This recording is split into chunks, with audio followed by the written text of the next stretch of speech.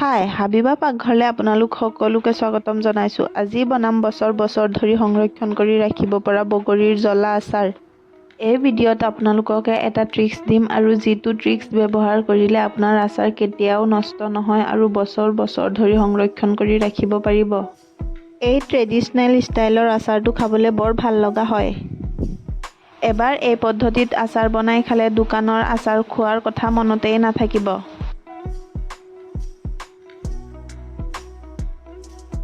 বগৰীৰ ছিজনত বগৰী গছৰ তলত প্ৰায়ে বগৰী এনেধৰণে পৰি থাকে আৰু ৰাতিপুৱাতে এই বগৰীখিনি এটা এটাকৈ বুটলি ল'লোঁ। বগৰীখিনি বুটলোতেই বগৰীখিনি যিখিনি একেবাৰে পুৰঠ আৰু পকা চাইজৰ সেইখিনি বুটলি ল'লোঁ।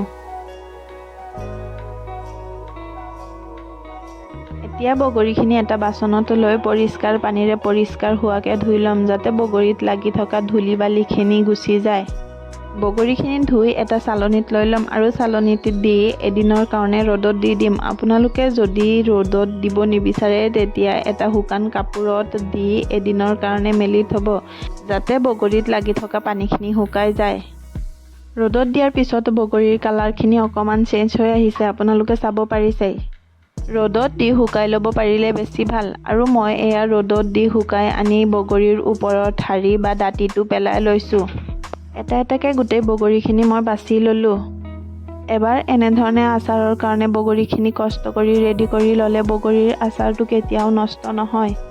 মই যদিও বগৰীখিনি ধুই ৰ'দত দিছিলোঁ, তথাপিও মই এটা কটনৰ কাপোৰ দি আৰু এবাৰ মুচি ল'লোঁ। আপোনালোকে চাব পাৰিছে যে বগৰীখিনি কিমান ধুনীয়া চফা হৈছে।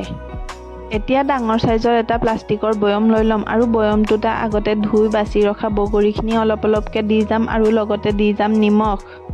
এটা কথা মন কৰিব যে নিমখৰ সৈতে বৈয়ামতে এই বগৰীখিনি ভৰাওঁতে যাতে বগৰীত বা বৈয়ামত ক'তো পানী নাথাকে। পানী থাকিলে বগৰীৰ আচাৰটো বছৰ ধৰি সংৰক্ষণ কৰি ৰাখিব নোৱাৰিব। বাছি লোৱা গোটেই বগৰীখিনি দি নিমখৰ সৈতে বৈয়ামত 2-3 দিনৰ কাৰণে ভৰাই থ'ম। এনেধৰণে নিমখত বগৰীখিনি ভৰাই থ'লে বগৰীখিনি একেবাৰে কোমল হৈ যায় আৰু এই আচাৰটো খাবলৈ বৰ টেষ্টি হয় আৰু কেতিয়াও এই আচাৰটো নষ্ট নহয়। এই ট্ৰিক্সটো ব্যৱহাৰ কৰি আপোনালোকে আচাৰটো বনাই থ'বচোন, চাব বছৰ বছৰ ধৰি সংৰক্ষণ কৰি ৰাখিব পাৰিব।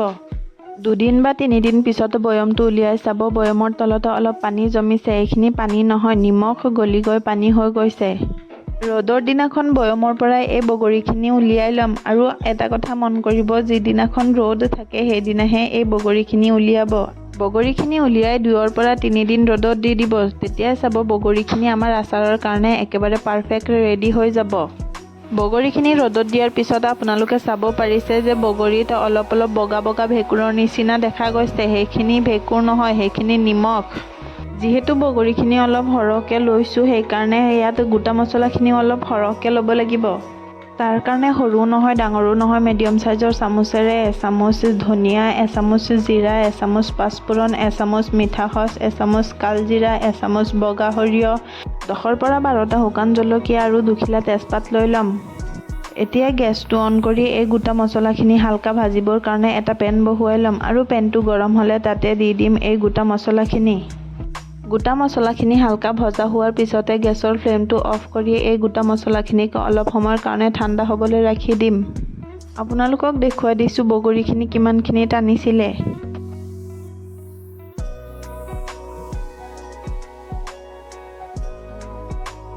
গোটা মছলাখিনি ঠাণ্ডা হোৱাৰ পিছতে এটা মিক্সি জাৰ লৈ ল'ম আৰু মিক্সি জাৰটোত গোটা মছলাখিনি লৈ গ্ৰাইণ্ড কৰি আধা গুড়ি কৰি ল'ম।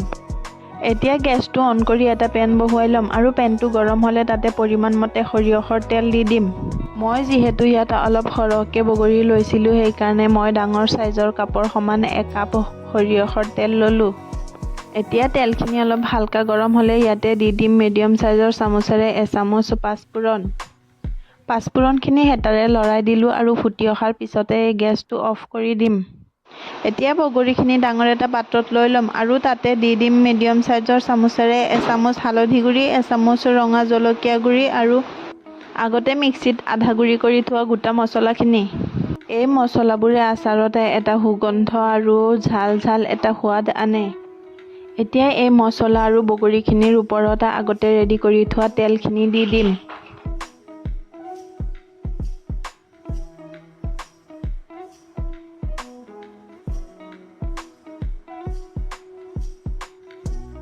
তেলখিনি দি এটা হেতাৰ সহায়ত গোটেই ইনগ্ৰেডিয়েণ্টছখিনিৰ সৈতে বগৰীখিনিক একেলগে মিহলাই ল'ম।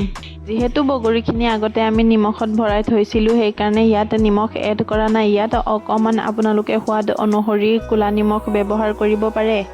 ক'লা নিমখ এড কৰিলে এই আচাৰটো আৰু অলপ স্বাদিষ্ট হয়। আৰু লাষ্টত ইয়াত এড কৰি দিব ভিনেগাৰ। মোৰ ভিনেগাৰ দিয়াৰ ভিডিঅ'টো নহ'লগৈ, আপোনালোকক দেখুৱাব নোৱাৰিলোঁ। যদি ভিনেগাৰখিনি আপোনালোকে এনেকৈ দিব নিবিচাৰে, তেতিয়া বেষ্ট অপশ্যন এটা হ'ল আপোনালোকে বগা সৰিয়হ ভিনেগাৰত এদিনৰ কাৰণে তিয়াই সেইখিনি মিক্সিত গ্ৰাইণ্ড কৰি একেবাৰে দি দিব পাৰে। এনেধৰণে ভিনেগাৰৰ সৈতে সৰিয়হ এড কৰিলে আচাৰটো আৰু খাবলৈ ভাল হয়। আৰু এই আচাৰটো আপোনালোকে ৰ'দত দিব নালাগে। এনেধৰণে আপোনালোকে বছৰ বছৰ ধৰি সংৰক্ষণ কৰি ৰাখিব পাৰিব। এতিয়া আপোনালোকে নিজৰ পচন্দ অনুযায়ী এটা বৈয়ামত ভৰাই ল'ব পাৰে। আপোনালোকে কাঁচৰ বৈয়ামতো ভৰাব পাৰে বা প্লাষ্টিকৰ বৈয়ামতো ভৰাব পাৰে। আপোনালোকে যি বৈয়ামতে নভৰাই কিয়, এটা কথা মন কৰিব যে বৈয়ামত যাতে অকণো পানী নাথাকে। পানী থাকিলে আচাৰটো নষ্ট হৈ যাব পাৰে। আপোনালোকে চাব পাৰিছে যে আচাৰটো বনোৱাৰ পৰা ষ্টাৰ্ট কৰি এতিয়ালৈকে অকণো পানী ব্যৱহাৰ হ'ব দিয়া নাই। আশা কৰিছোঁ ভিডিঅ'টো আপোনালোকৰ ভাল লাগিব। যদি ভিডিঅ'টো ভাল লাগে তেতিয়া লাইক, শ্বেয়াৰ এণ্ড ছাবস্ক্ৰাইব কৰিবলৈ নাপাহৰিব। কাষত থকা বেল আইকনটো প্ৰেছ কৰি দিব।